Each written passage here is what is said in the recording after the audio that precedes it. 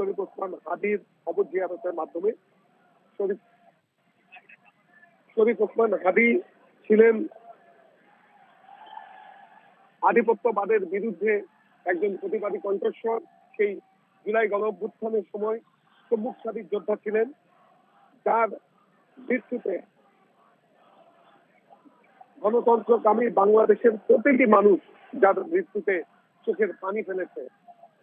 এবং আমরা দেখেছি যে আজকে সকালেও অসংখ্য মানুষ এই শরীফ ওসমান হাদির কবর জিয়ারত করতে এসেছেন।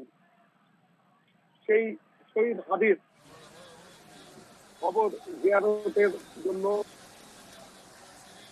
বিদ্রোহী কবি কাজী নজরুলের মাজারের ভেতরে অবস্থান করছেন বিএনপির ভারপ্রাপ্ত চেয়ারম্যান তারেক রহমান। আমরা সেখানে দেখেছি বিএনপির মহাসচিব মির্জা ফখরুল ইসলাম আলমগীর, বিএনপির সিনিয়র যুগ্ম মহাসচিব রুহুল কবির রিজভী, বিএনপির স্থায়ী কমিটির সদস্য সালাউদ্দিন আহমেদ, ঢাকা বিশ্ববিদ্যালয়ের সাদা দলের আহ্বায়ক, উন্মুক্ত বিশ্ববিদ্যালয়ের উপাচার্য, জাতীয় বিশ্ববিদ্যালয়ের উপাচার্য সহ সাদা দলের শিক্ষকরা, সিনিয়র শিক্ষকরা ভেতরে অবস্থান করছেন। আমার সাথে কথা হয়েছিল ঢাকা বিশ্ববিদ্যালয়ের প্রক্টরের সঙ্গে।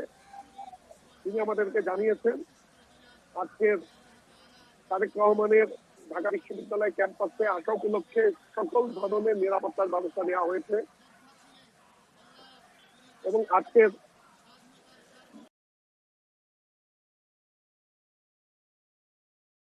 সকল স্তরের মানুষের কাছ থেকে নিয়েছেন।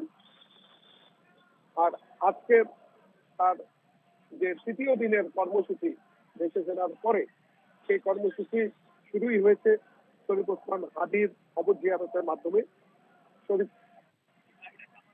শরীফ ওসমান হাদি ছিলেন আধিপত্যবাদের বিরুদ্ধে একজন প্রতিবাদী কণ্ঠস্বর।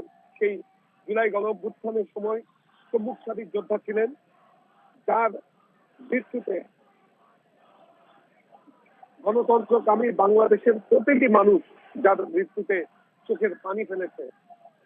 এবং আমরা দেখেছি যে আজকে সকালেও অসংখ্য মানুষ এই শরীফ ওসমান হাদির কবর জিয়ারত করতে এসেছেন। সেই শহীদ হাদির কবর জিয়ারতের জন্য বিদ্রোহী কবি কাজী নজরুলের মাজারের ভেতরে অবস্থান করছেন বিএনপির ভারপ্রাপ্ত চেয়ারম্যান তারেক রহমান।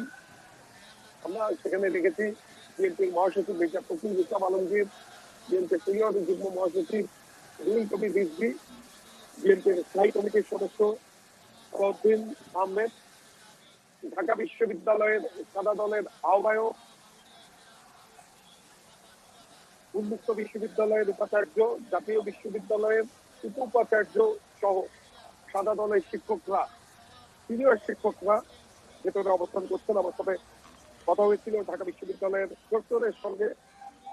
তিনি আমাদেরকে জানিয়েছেন আজকের তারেক রহমানের ঢাকা বিশ্ববিদ্যালয় ক্যাম্পাসে আসা উপলক্ষে সকল ধরনের নিরাপত্তার ব্যবস্থা নেওয়া হয়েছে